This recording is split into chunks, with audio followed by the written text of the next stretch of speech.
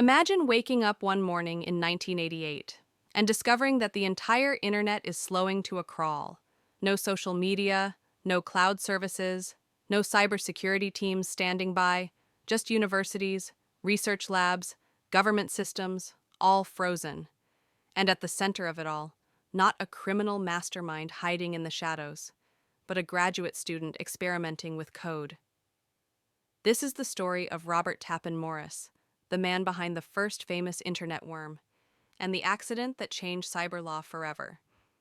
In the late 1980s, the internet wasn't what we know today. It was small, trusted, built on the assumption that everyone connected meant well. This early network, descended from ARPANET, linked universities, research institutions, government agencies. Security wasn't a priority. Passwords were often weak.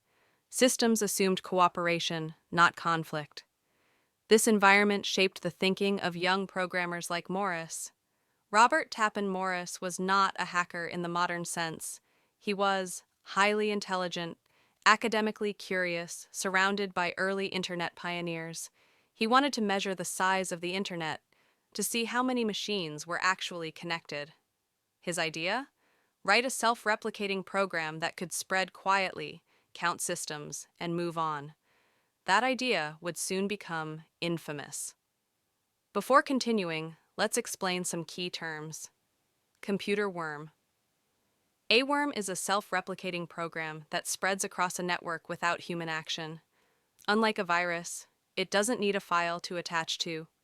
It moves on its own. It spreads fast. Buffer overflow. A buffer overflow happens when a program stores more data than it can handle, overwriting memory. In simple terms, you pour too much water into a small cup, and it spills everywhere. Morris's worm exploited this exact weakness. The worm attacked systems in three main ways. 1. Weak passwords. 2. Trusted network relationships. 3. Buffer overflow vulnerabilities. Once inside a machine, it copied itself to other machines. But here's the mistake. Morris feared system admins might block the worm if it appeared only once. So he programmed it to reinfect machines repeatedly. That redundancy caused massive CPU overload, network congestion, system slowdowns.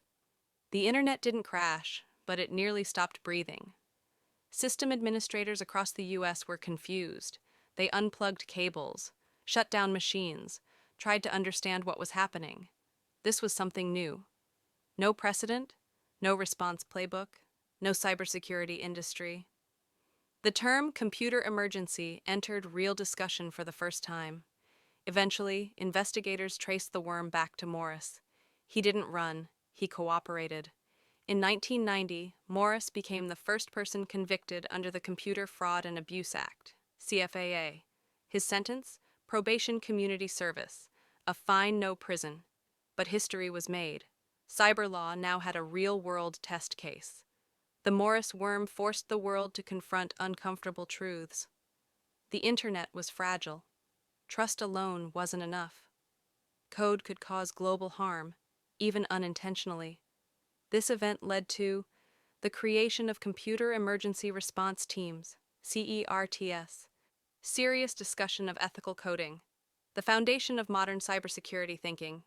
Ironically, Morris later became a respected computer scientist. Moral 1. Intent does not cancel impact. You can mean no harm and still cause massive damage. Moral 2.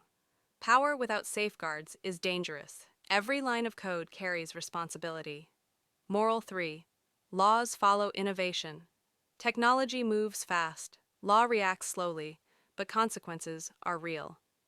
Moral 4. Failure can shape the future. The Morris worm didn't end the internet. It taught the internet how to survive, one student, one experiment, one mistake, and from it, the birth of modern cybersecurity. If this story taught us anything, it's this. The most dangerous bugs aren't always written with malicious intent. They're written without understanding the full weight of their power.